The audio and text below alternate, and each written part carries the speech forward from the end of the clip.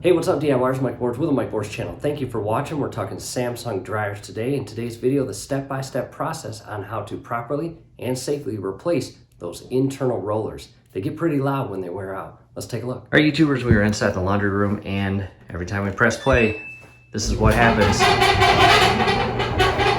Very loud. As you can see, YouTubers, that is an obnoxious sound. So let's go ahead and get this fixed. Step one, safety first always. Cut all electrical power to your dryer. Go ahead and unplug your power cord. And from here, on the back side, if yours is like ours, you have two Phillips screws. Go ahead and remove those. You're gonna be able to shift this whole cover plate off. The screws themselves are pretty short.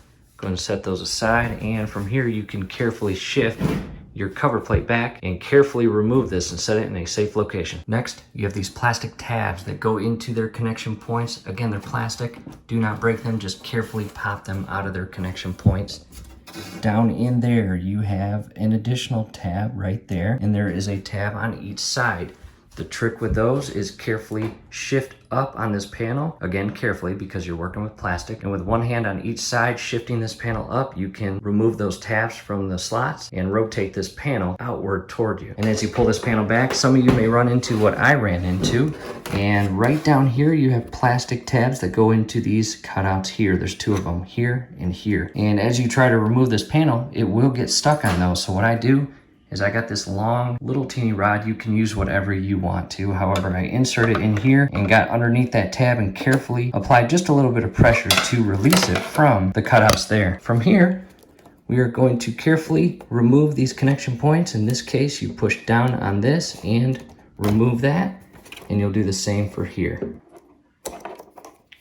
From here, we can set the control panel in a safe location. With your panel removed, open up your dryer door, and you've got Phillips screws, 1, 2, 3, and 4. Go ahead and remove those.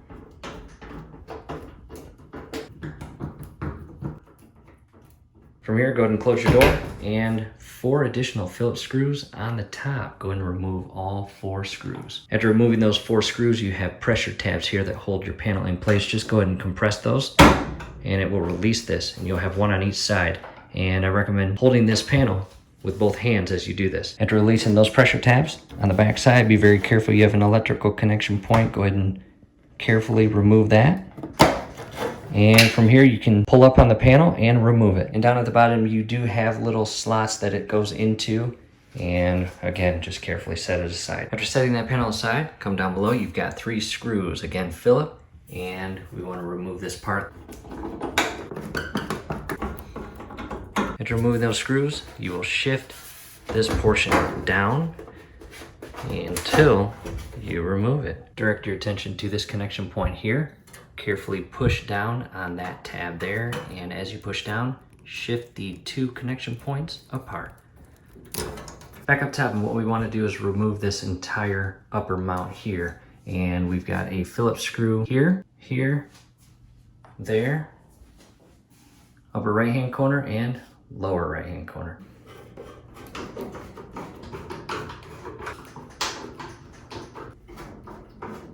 Pull your panel up and out.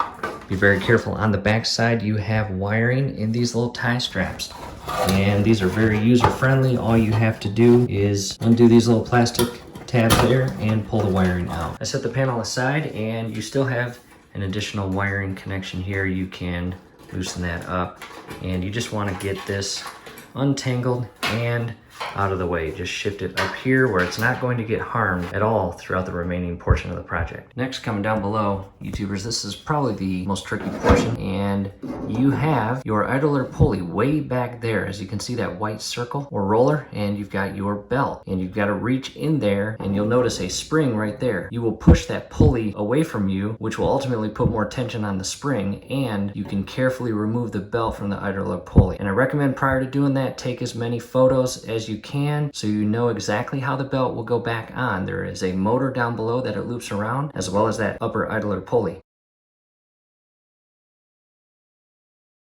Back up top, you've got 4 mounting screws that hold this entire portion in place, 2 on each side. Go and remove those. After removing those screws, you have these little tabs here that actually, as you lift this portion up, you can remove it from its little slot. And be very careful. Grab this with both hands so you don't drop it. And the way this works, YouTubers, you have rollers on the back side, and this is the portion I just pulled off. This actual drum rests on those rollers. So as you pull this part away from your dryer, your drum will actually fall just slightly. Back up top, and same thing. You've got rollers on the backhand side, and I'm going to put my entire arm in here, lift up, and carefully pull this entire drum out of the dryer.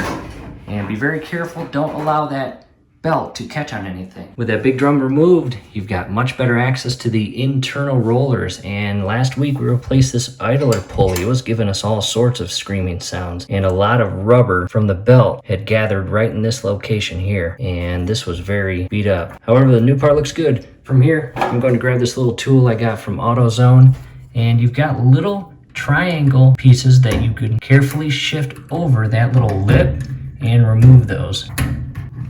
And you don't want to drop them either. After removing those, your roller comes right off the mounting bolt. With the new roller in hand, you can notice it has the exact same triangular locking clips on them.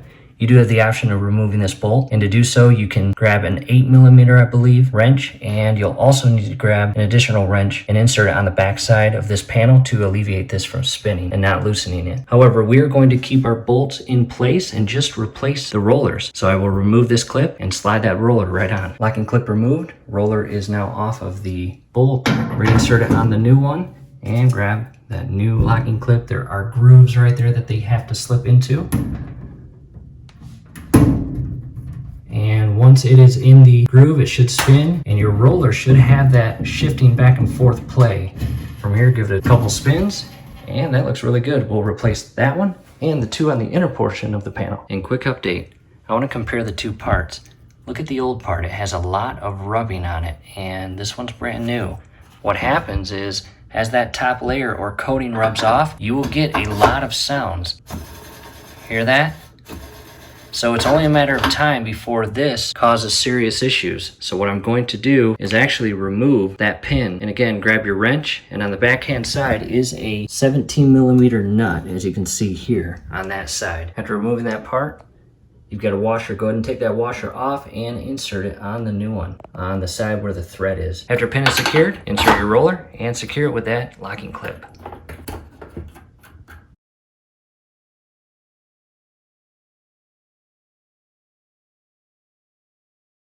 All 4 rollers are replaced. Now it's time to go grab the drum. With the belt on, we'll lift this drum up, reinsert it, and rest it on those rollers. Drum is now back in place, and I just want to show you what the belt is supposed to look like.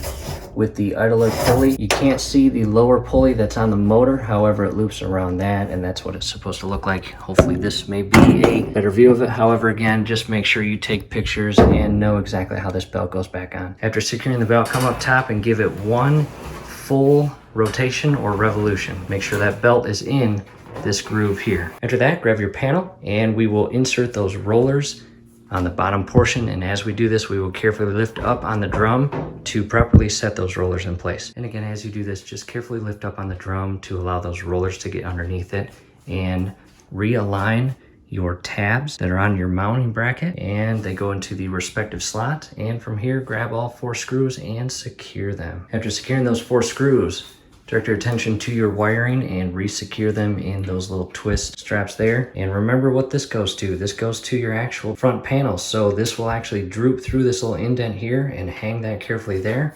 And these will feed through the upper mount. Mount is re-secured. 5 screws. 1, 2, 3, 4, and 5. Electrical wiring comes out here, and there's that. From here, let's go down below, grab the cover to our ducting, and re-secure that. Go ahead and secure it with your 3 screws. And next, secure your connection point for your moisture sensor. Time to put on the front panel, and you've got cutouts down at the bottom, and they will rest over these little tabs here. And as you shift this in place, connect your electrical connection. Carefully shift this in place and push the connection in until you hear the clicking sound. Realign the top portion until it goes into the pressure tabs.